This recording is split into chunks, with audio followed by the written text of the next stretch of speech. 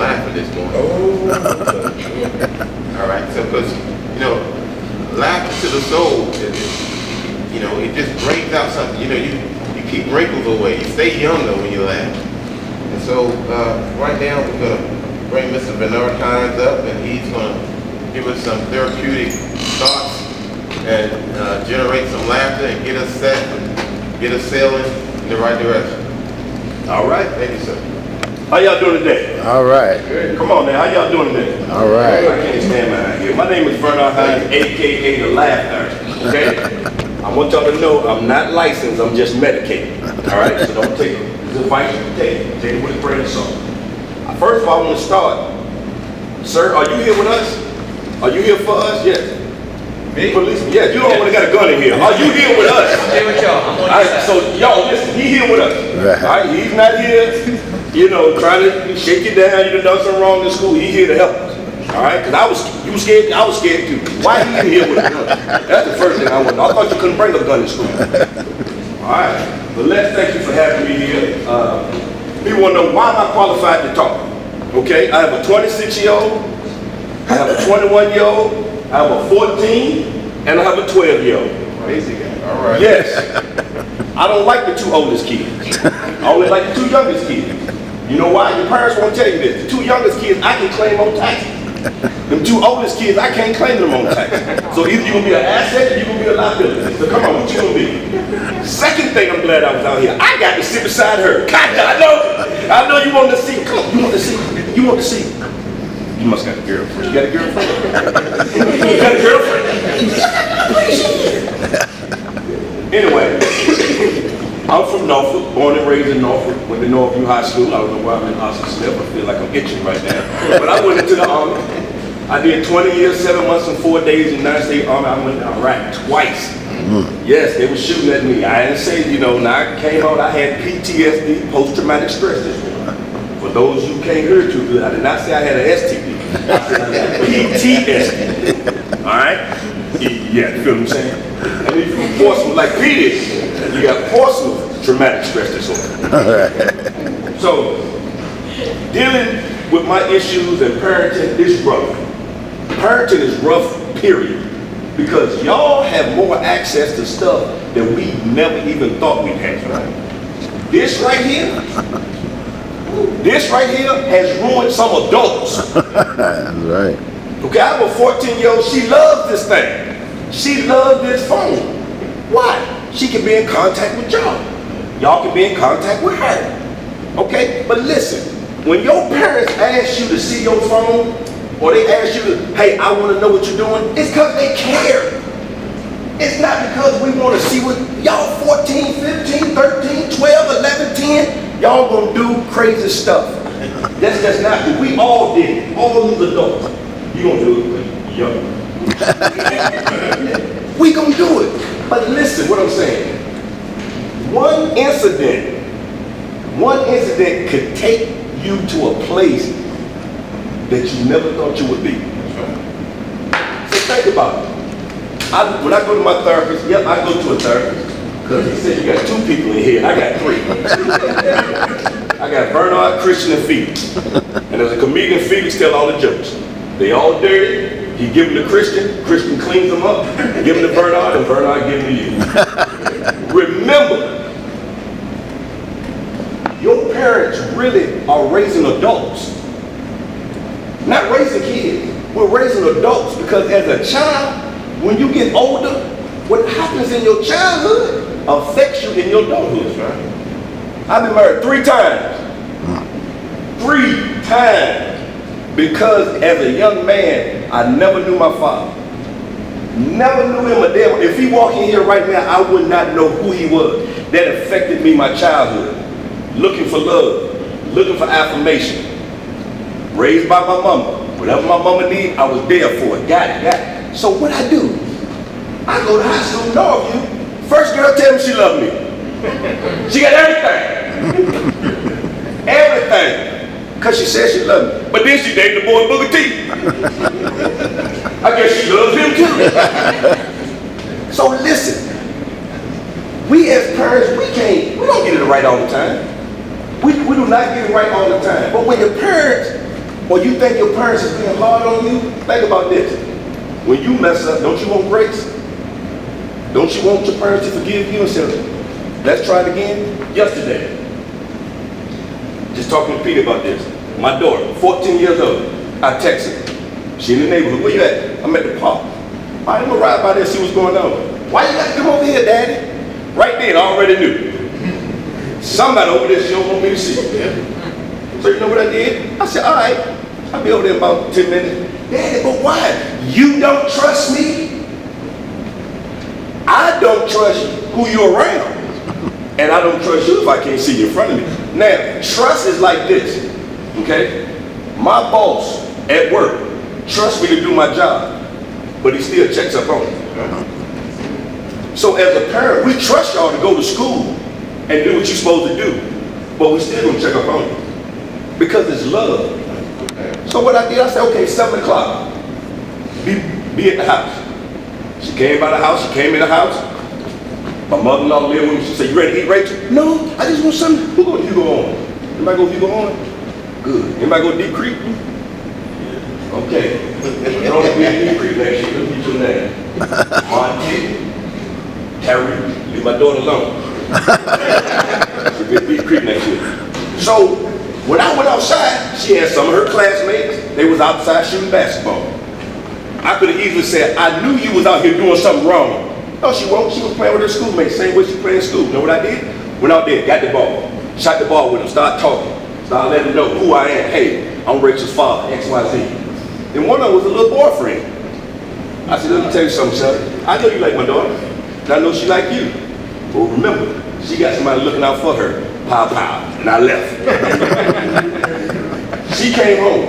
She said, Dad, my friends were like, man, wish I had a dad as fun as you, as your dad. And know what my daughter told them? Y'all can have him. So what y'all think y'all parents might be doing is mean and crazy. Another child is just wishing. I wish somebody would check up on me. I wish somebody would ask me what's going on. Don't take what you have for granted. And that's what I share with my kids. Don't take what you have for granted. All right? Now remember, I'm not licensed. I'm just medicated. So when y'all see me at Deep Creek, y'all see me at Deep Creek, I'm gonna be there. I'm gonna be there, and I go to the PTA meetings, all that good stuff. But listen, y'all, I want to leave y'all with this. You can either be an asset or a liability. Okay, an asset gains value. A liability take away from the value. So think about this when you're in school. I'm representing my parents. I'm representing me. I'm representing my family. When I'm doing what I'm supposed to do, am I being an asset? Or am I being a liability that my parents gotta take off work? My parents gotta do all this because I won't do what I'm supposed to do. It is not hard. You might think it's hard. It's hard getting up in the morning, 5 o'clock, driving Fort Eustis and Newport News, working 8 hours and turning around and driving back with 64 traffic. That's hard. Paying the bills, doing all that.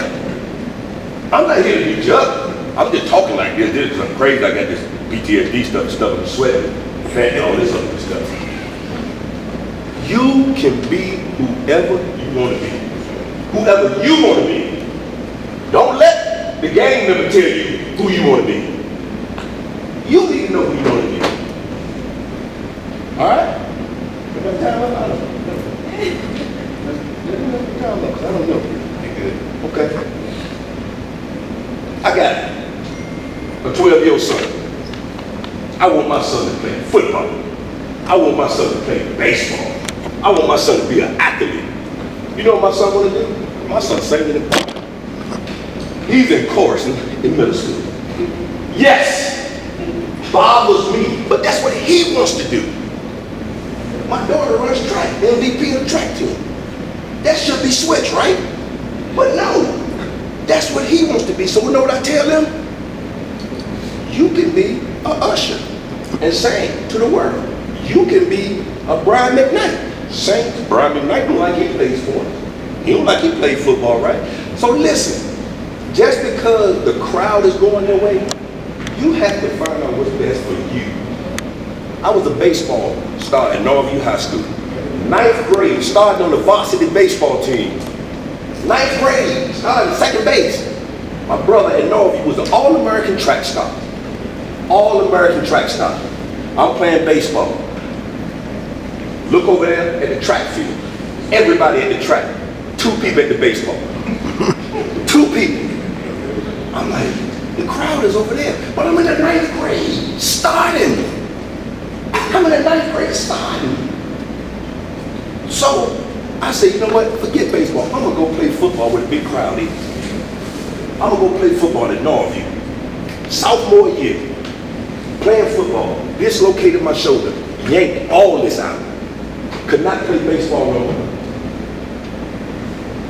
Follow your dreams. Follow your dreams. That's all. Follow your dreams. This is Vernard Hines, dedicated laugh therapist. I'm not licensed, just medicated with a little weight.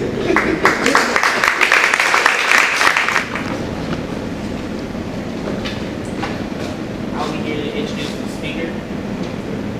Iisha Scott is a meteorologist for 13 News Now. You can catch her forecast and live reports Saturday and Sunday mornings starting at 6 a.m. and during the week on 13 News Now at daybreak. Before Iisha joined 13 News Now, she was the weekend morning meteorologist at WECT-TV 6 in Wilmington, North Carolina, where she covered the city's second largest ice storm on record. She got her start in television at WWBT-NBC Channel 12 in Richmond, Virginia, where she was a weather apprentice and fill-in traffic reporter. Iisha received 13 News Now Ricky King Service Award for her coverage of Tropical Storm Hermine. The award presented in memory of former employee at 13 News Now, recognizing people at the station for going above and beyond the expectation of their job and setting examples of excellence for their peers. She also received the Salvation Army Hampton Roads Area Command Doing the Most Good Award. Iisha graduated with a Bachelor of Science in Mass Communications from Norfolk State University. She also holds a Bachelor of Science in Geosciences and Broadcast Meteorology from Mississippi State University. Giving back to the community that gave her so much to her is very important to Iisha. She held her inaugural Back to School Vision Board party last year, encouraging young girls to chase their dreams and realize their potential. She also is involved with several mentors programs. Iisha currently serves as the president of Hampton Roads Black Media Professionals, the local chapter of National Association of Black Journalists.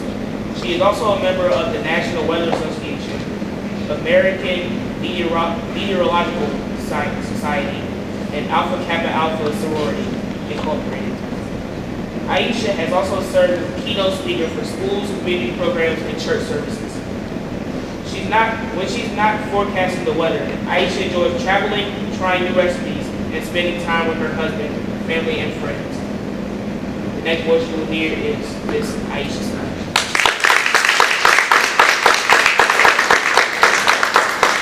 Thank you so much for having me this morning. Les reached out to me and I couldn't turn it down.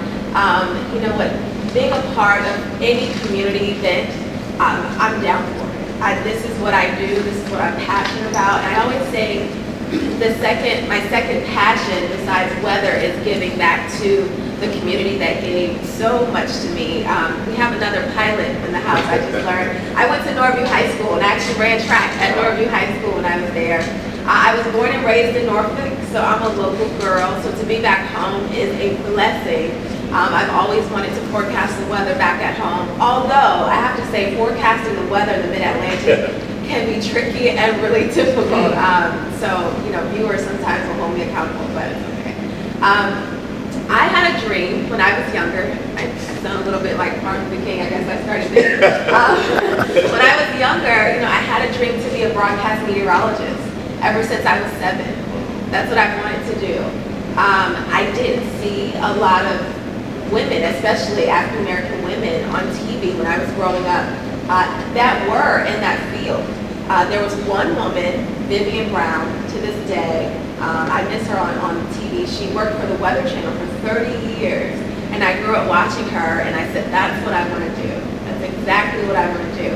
And, at 7 years old, obviously, I don't even think I knew how to pronounce meteorologist at that point. I was just like, I want to be on TV given the weather. I've always loved weather. Thunderstorms, hurricanes, tornadoes, I loved it all. Especially growing up here, growing up in Norfolk, we get everything here. We get hurricanes, we get tornadoes, we get thunderstorms, we get snowstorms, we deal with drought, we deal with everything here. So this is the perfect market if you're interested in weather to really start to stir your interest.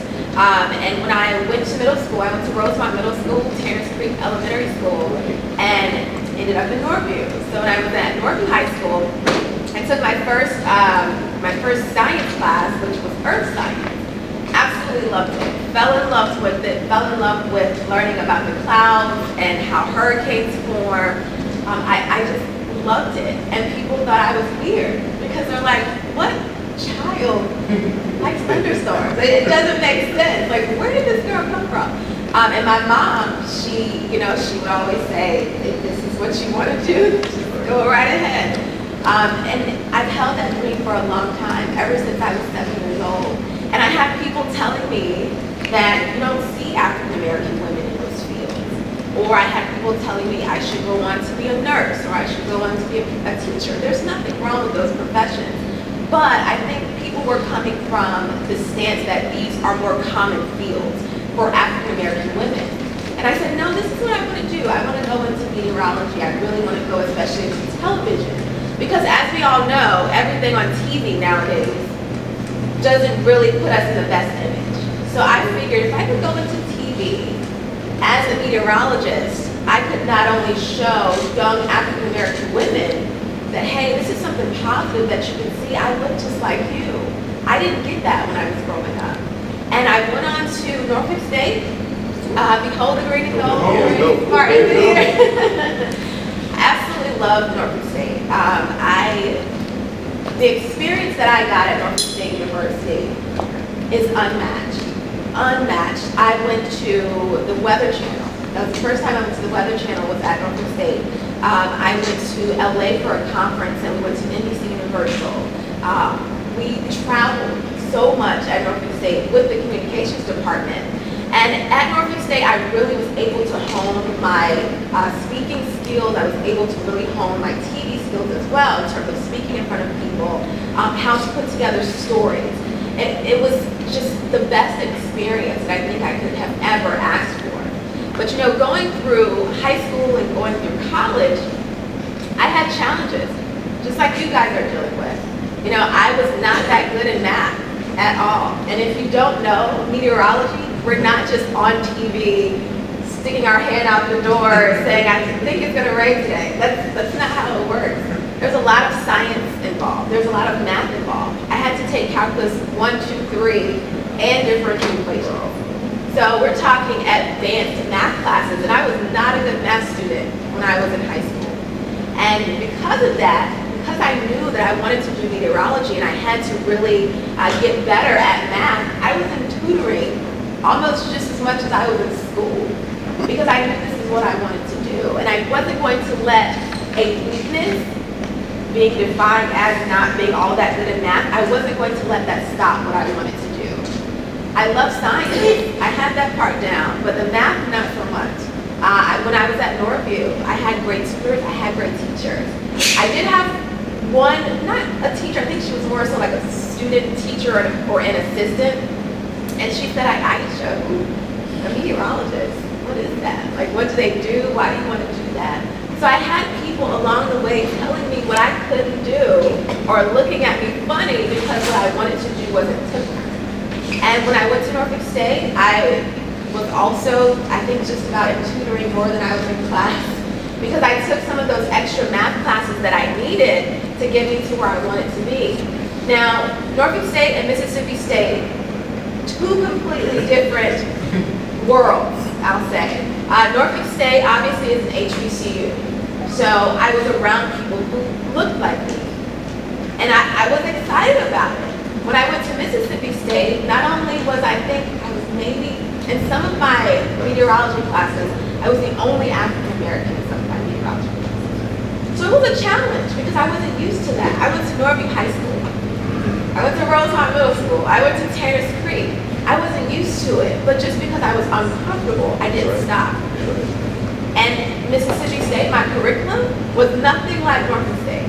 I had to take Physics 1, Physics 2, Calculus 1 through 3. I had to take differential equations. I had to take dynamic meteorology, thermodynamics. I had to take all of these hard, challenging science classes at Mississippi State. Did I want to quit? Of course I did. I would call my mom. If you ask her, she would say maybe 3 times a day. I say maybe 4 times a week. Because it was hard. It was so hard. Thermodynamics, do you have any idea what thermodynamics is? No. Okay, we're talking about the atmosphere and how air rises in the atmosphere. So you're calculating the rate at which air rises in the atmosphere. Basically, it's the just of thermodynamics. And these are hard classes. I wanted to quit multiple times.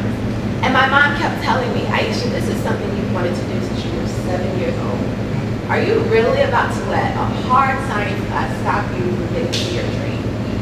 And I kept going. Like I said, I was in tutoring just as much as I was in class, but I kept going and I stuck with that dream. I graduated from Mississippi State. I think it was probably one of the happiest days of my life graduating that curriculum, because I think so many people have a misconception about meteorologists. And a lot of people think that we just guess what the weather's gonna do. And it's a lot of science, it's a lot of math that goes into really figuring out the atmosphere. Are we right all the time? Of course not. Of course not. We're not God. That's what I like to say. We're not. But we're right most of the time. And from Mississippi State, I graduated and went on to Richmond. While I was in Richmond, I worked as, I did some of everything. Oh my goodness. I worked behind the scenes. I filled in on traffic. I was interning, so to speak, in weather. I did everything at that station. They knew me just as much as they knew anybody else. I was there when I was not supposed to be there. I stayed after a lot on weekends to work on my skill and to hone my craft. Because I was told, Iisha, in the beginning, you've got to pay your dues. You've got to be willing to work harder than anybody else. And that's what I did. And while I was at Richmond, I got the opportunity to fill in on traffic. So that was my first on-air weather job, if you will. Now, when I was going to Norfolk State University, I spoke to a girl who was a reporter in Memphis at the time. And she told me, she said, Iisha, you can't get into TV if you don't submit at least about 175 tapes. That's how many tapes it took her to get her first job. And I was like, 175 tapes? I'm not doing that. I don't have that type of time. I need a job like ASAP. And my first job, I sent out 1 tape. And that was it. When I was in Richmond, my news director, our sister station in Wilmington, they were starting a weekend morning show. And he said, you know somebody that's a meteorologist that's interested in helping us to launch our weekend morning show?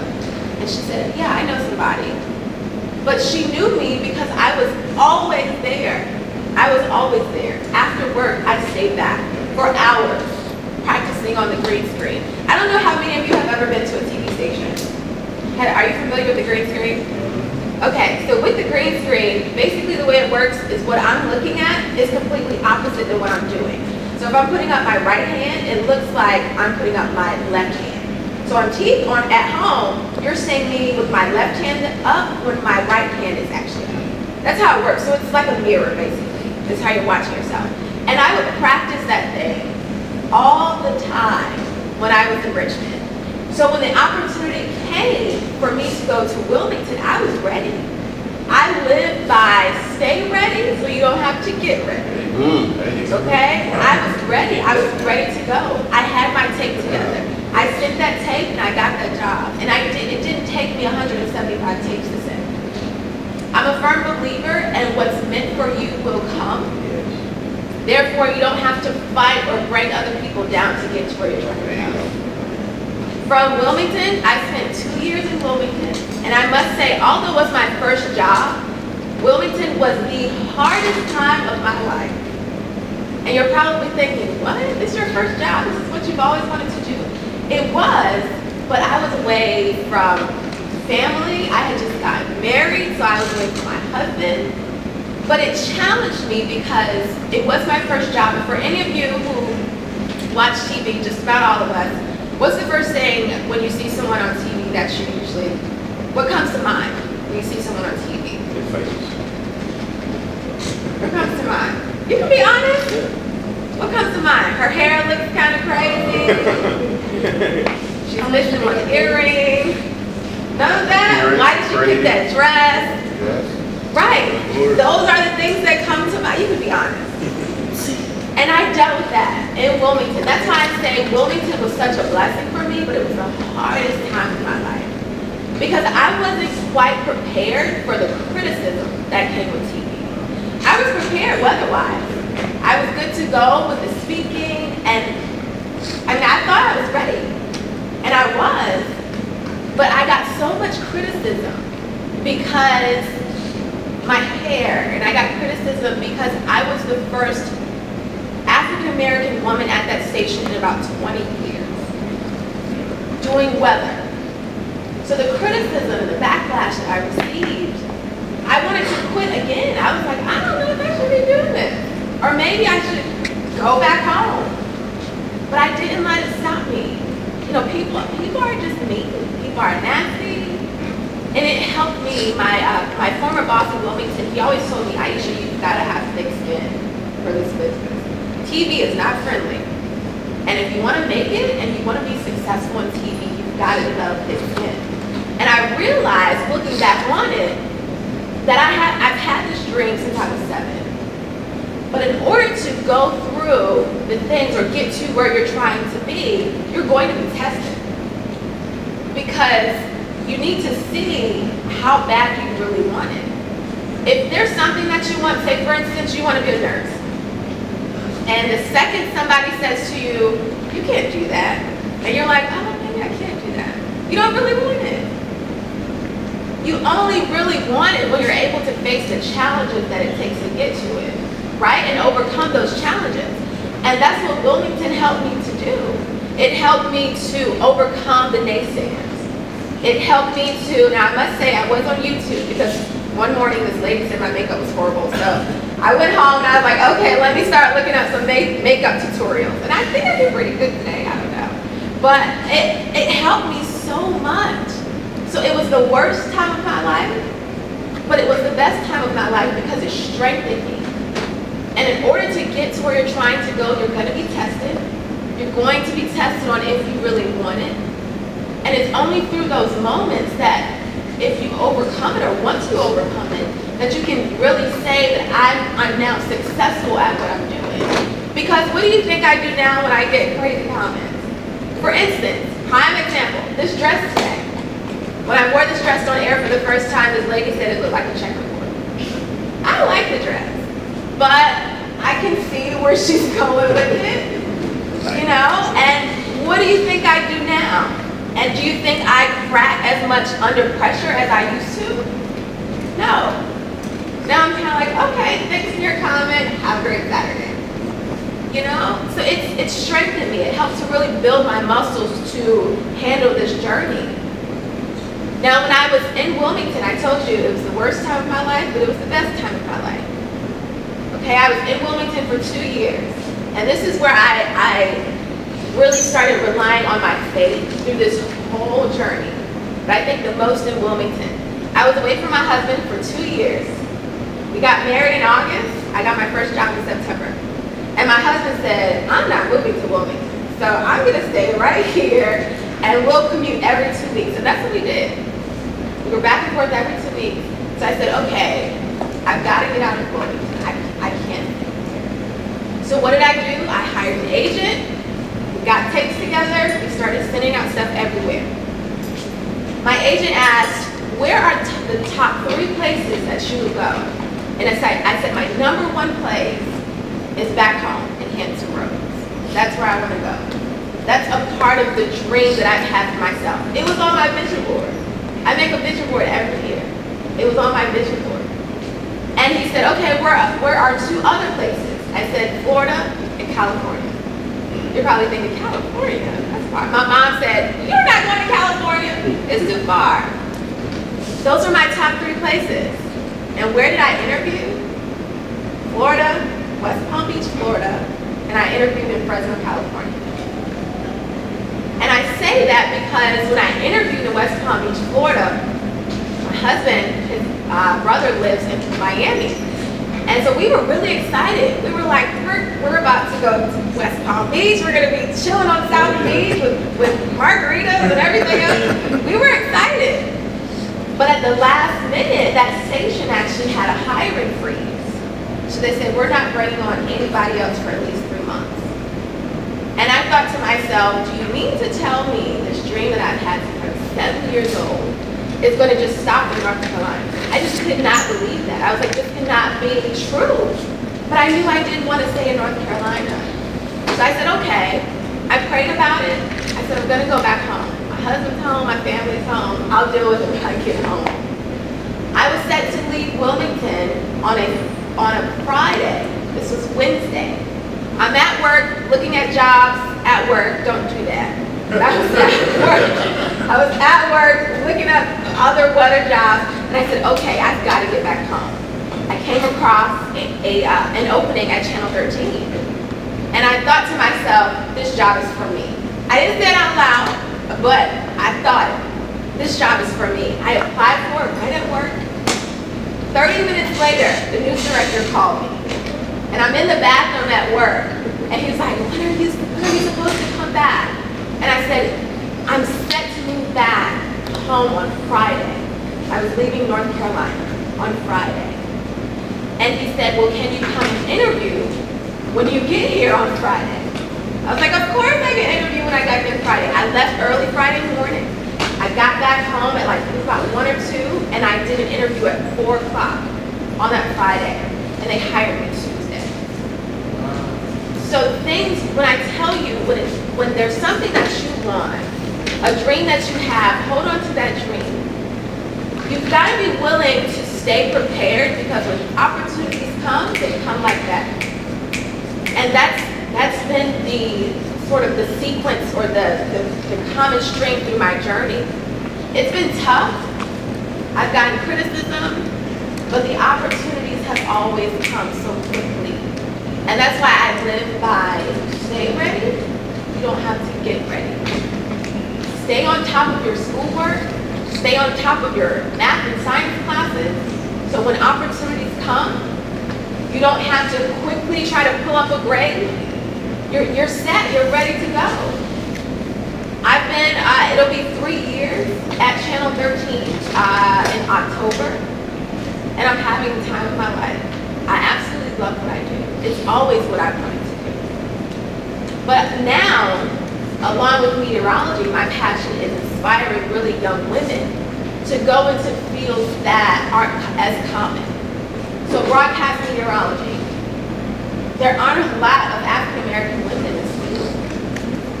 And I want to show young girls and inspire young girls and young boys. Don't be so quick to go on the path that everyone else is going on. And I think that's been a common message here. Go on the path that's least traveled and create your own path. Because when I talk to so many young girls, you know, when I held my vision board party last year, vision boards, I cannot begin to tell you. How many of you create vision boards? Any of you? Okay. I cannot begin to tell you the importance of a vision board. I have it as my screensaver because it has power. There's something about writing down your dreams, seeing them every day, and then watching them come to pass. I create a vision board every year. Do I want to stop in Hampton Roads? Not necessarily. But this was on my vision board. And I just checked it off. And I've got more stuff to check off. So stay encouraged, believe in your dreams, believe in yourself. Don't let anybody try to take you off the path that you want to be on. And make sure that when you get there, that you're pulling other people up along with you. Don't get there and think, oh, I made it, it's all about me now, because it's not. I truly believe that we get to where we are so that we can pull people up with us. And don't forget, create your own path. Don't go the path that everybody else is walking on. I always find that it's more fun anyway. When you're doing something that really hardly anybody else is doing. All right, so stay encouraged, dream big. Like I said, I love what I do. Maybe, I don't know, I'll go to New York one day, we'll see where that goes. But stay encouraged and dream big. Thank y'all for having me.